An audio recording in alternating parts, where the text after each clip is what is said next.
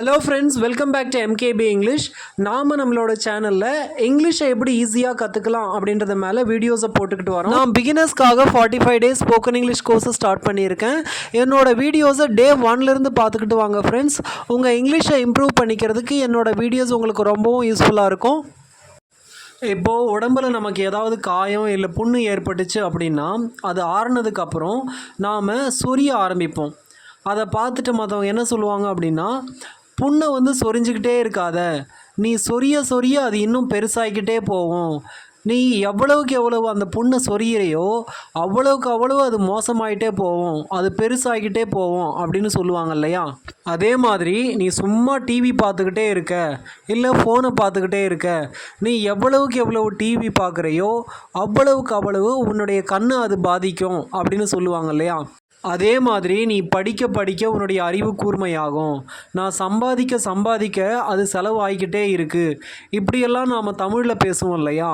இப்போது இந்த மாதிரியான சிச்சுவேஷன்ஸை எப்படி இங்கிலீஷில் சொல்லணும், இங்கிலீஷில் சொல்கிறதுக்கு நமக்கு தேவைப்படுற சென்டென்ஸ் ஸ்ட்ரக்சர் என்ன அப்படின்றத தான் நாம் இந்த வீடியோவில் பார்க்க போகிறோம் ஃப்ரெண்ட்ஸ். இது மாதிரியான சிச்சுவேஷன்ஸை இங்கிலீஷில் சொல்கிறதுக்கு நமக்கு யூஸ் ஆகிற ஸ்ட்ரக்சர் என்னன்னு பார்த்தோம்னா, த மோர் த மோர், த மோர் த மோர். இதை இங்கிலீஷில் கோரிலேட்டிவ் கம்பேரிட்டிவ் இல்லைன்னா டபுள் கம்பேரிட்டிவ் அப்படின்னு கூட சொல்லுவாங்க. இப்போது இதன் மேலே சில எக்ஸாம்பிள் சென்டென்சஸை பார்க்கலாம் ஃப்ரெண்ட்ஸ், உங்களுக்கு நல்லா புரியும். The more you work, the more tired you get. The more you work, the more tired you get. இதோட அர்த்தம் என்னென்னா, நீ எவ்வளவுக்கு எவ்வளவு வேலை செய்கிறையோ அவ்வளவுக்கு அவ்வளவு டயர்ட் ஆகிடுவ, நீ வேலை செய்ய டயர்ட் ஆகிடுவ அப்படின்னு அர்த்தம். இந்த சென்டென்ஸோட ரெண்டு சைட்லேயுமே சரி மோர் அப்படின்ற வேர்டு ரிப்பீட் ஆகும். த மோர் அப்படின்னு வரும். முதல்ல வர்ற த மோர்க்கு அடுத்து ஒரு சென்டென்ஸும், அதே மாதிரி இரண்டாவதாக வர்ற த மோர்க்கு அடுத்து இன்னொரு சென்டென்ஸும் வரும். நீ வேலை செய்ய டயர்ட் ஆகிடுவ. The more you work the more you get tired. The more you work the more you get tired. இங்கே ஃபஸ்ட்டில் த மோர்க்கு அடுத்து யூ ஒர்க் அப்படின்றது ஒரு சென்டென்ஸ். அதே மாதிரி ரெண்டாவது வர்றதில் த மோர்க்கு அடுத்து யூ கெட் டயர்டு அப்படின்றது இன்னொரு சென்டென்ஸ். இப்போது இங்கே கடைசியில் டயர்டு அப்படின்ற வேர்டு வந்திருக்கு இல்லையா, அதை இரண்டாவதாக வர்ற த மோர்க்கு அடுத்து கூட நாம் யூஸ் பண்ணலாம். The more you work the more tired you get. The more you work the more tired you get அப்படின்னு கூட சொல்லலாம். காமனாக யூஸ் பண்ணுற sentence structure the more you work the more tired you get. The more you work the more tired you get. சரி, இப்போது இந்த மோர் sentence ஸ்ட்ரக்சரை நாம் பார்த்தோம் இல்லையா. இந்த மோரையே நாம் எல்லா சிச்சுவேஷன்ஸ்லையும் யூஸ் பண்ண முடியாது.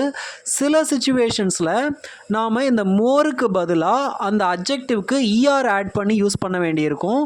ஒரு எக்ஸாம்பிளை பார்த்தோன்னா உங்களுக்கு புரியும். The higher you climb, the stronger you get. The higher you climb, the stronger you get.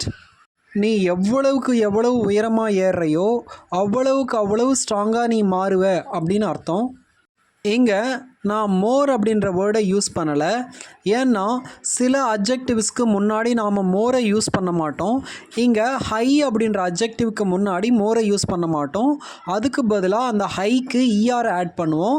High, higher, highest. இங்கே மோர் யூஸ் பண்ண முடியாததுனால நான் ஹையர் அப்படின்னு சொல்கிறேன். The higher you claim the stronger you get. The higher you claim the stronger you get. அதே மாதிரி அந்த ஸ்ட்ராங்கருக்கு முன்னாடி கூட நாம் மோரை யூஸ் பண்ண முடியாது, ஸ்ட்ராங்க்கு முன்னாடி நாம் மோரை யூஸ் பண்ண முடியாது. அதனால தான் ஸ்ட்ராங்கர் அப்படின்னு மாற்றியிருக்கேன். நாம் எங்கே எல்லாம் மோரை யூஸ் பண்ண முடியாதோ அங்கே இஆரை ஆட் பண்ணிக்குவோம். சரி, நாம் ஏன் இஆர் யூஸ் பண்ணணும், ஏன் மோரையே யூஸ் பண்ணக்கூடாது அப்படின்னு நீங்கள் கேட்கலாம். இப்போது பியூட்டிஃபுல்க்கு முன்னாடி நாம் மோர் தான் யூஸ் பண்ண முடியும். மோர் பியூட்டிஃபுல் அப்படின்னு தான் சொல்ல முடியும், பியூட்டிஃபுல்லர் அப்படின்னு சொல்ல முடியாது. ஆனால் இந்த ஸ்ட்ராங் அப்படின்ற வேர்டு எடுத்துக்கிட்டோம் அப்படின்னா ஸ்ட்ராங்க்கு முன்னாடி மோரை யூஸ் பண்ண முடியாது, மோர் ஸ்ட்ராங் அப்படின்னு சொல்ல முடியாது. அந்த இடத்துல ஸ்ட்ராங்கர் அப்படின்னு தான் சொல்லணும். மோர் ஸ்ட்ராங்கர் அப்படின்னு சொன்னால் அது தப்பாயிடும். சரி, நாம் இந்த த மோர் சென்டென்ஸ் ஸ்ட்ரக்சரை பற்றி பார்த்தோம். மோரை எங்கெல்லாம் நாம் யூஸ் பண்ண முடியாதோ அங்கே எல்லாம் இஆரை யூஸ் பண்ணணும் அப்படின்னும் பார்த்தோம். சரி, இன்னும் ஏதாவது இதில் சேஞ்சஸ் இருக்கா அப்படின்னு கேட்டிங்கன்னா இருக்குது. அது என்னன்னு கேட்டிங்கன்னா த மோர் சென்டென்ஸ் ஸ்ட்ரக்சருக்கு குவைட் ஆப்போசிட்டாக நாம் த லெஸ் சென்டென்ஸ் ஸ்ட்ரக்சரை யூஸ் பண்ணுவோம். The more you focus the less you make mistakes. The more you focus the less you make mistakes. நீ எவ்வளவுக்கு எவ்வளவு ஃபோக்கஸ் பண்ணுறியோ அவ்வளவுக்கு அவ்வளவு மிஸ்டேக்ஸ் குறையும் அப்படின்னு அர்த்தம். த மோர் யூ வரி த less you enjoy your life. The more you வரி த less you enjoy your life. நீ கவலைப்பட வாழ்க்கையை என்ஜாய் பண்ணுறது குறைஞ்சிரும் அப்படின்னு அர்த்தம். த மோர் சென்டென்ஸ் ஸ்ட்ரக்சருக்கும் த லெஸ் சென்டென்ஸ் ஸ்ட்ரக்சருக்கும் என்ன வித்தியாசம் அப்படின்னு பார்த்தோம்னா த மோர் சென்டென்ஸ் ஸ்ட்ரக்சர் ஒன்று அதிகமாச்சுன்னா இன்னொன்றும் அதிகமாகும் அப்படின்ற மீனிங்கை கொடுக்கும். The more you work the more tired you get. இங்கே நீ அதிகமாக ஒர்க் பண்ண டயர்ட் ஆகிட்டே இருப்ப. ஒர்க் பண்ணுறதும் அதிகமாகவும் டயர்ட் ஆகிறதும் அதிகமாகும் அப்படின்ற மீனிங்கை கொடுக்கும். ஆனால் த லெஸ் சென்டென்ஸ் ஸ்ட்ரக்சர் ஒன்று அதிகமாச்சுன்னா இன்னொன்று குறையும் அப்படின்ற மீனிங்கை கொடுக்கும். The more you focus, the less you make mistakes. The more you focus, the less you make mistakes.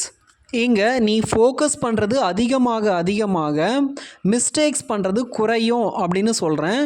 இங்கே ஒன்று அதிகமாகும் போது இன்னொன்று குறையுது. இதுதான் ஃப்ரெண்ட்ஸ் த மோர் சென்டென்ஸ் ஸ்ட்ரக்சருக்கும் த லெஸ் சென்டென்ஸ் ஸ்ட்ரக்சருக்கும் இருக்கிற வித்தியாசம். அவ்வளோதான் ஃப்ரெண்ட்ஸ், நாம் இது வரைக்கும் 3 விஷயத்தை பார்த்துருக்கோம். ஒன்று த மோர் சென்டென்ஸ் ஸ்ட்ரக்சர். இன்னொன்று நாம் எங்கெல்லாம் மோரை யூஸ் பண்ண முடியாதோ அந்த இடத்துல இஆரை யூஸ் பண்ணுவோம். ஸோ அந்த ஸ்ட்ரக்சர் அதுக்கடுத்து நாம் ஃபைனலாக பார்த்தது த லெஸ் சென்டென்ஸ் ஸ்ட்ரக்சர். அவ்வளோதான் ஃப்ரெண்ட்ஸ், இந்த 3 சென்டென்ஸ் ஸ்ட்ரக்சரோட மீனிங்கும் அதை எந்த சிச்சுவேஷனில் யூஸ் பண்ணணும் அப்படின்றதும் உங்களுக்கு புரிஞ்சிருக்கும்னு நினைக்கிறேன். இந்த வீடியோ உங்களுக்கு பிடிச்சிருந்தது அப்படின்னா லைக் பண்ணுங்கள். மறக்காமல் என்னோட சேனலுக்கு சப்ஸ்கிரைப் பண்ணுங்கள் ஃப்ரெண்ட்ஸ். தேங்க்யூ.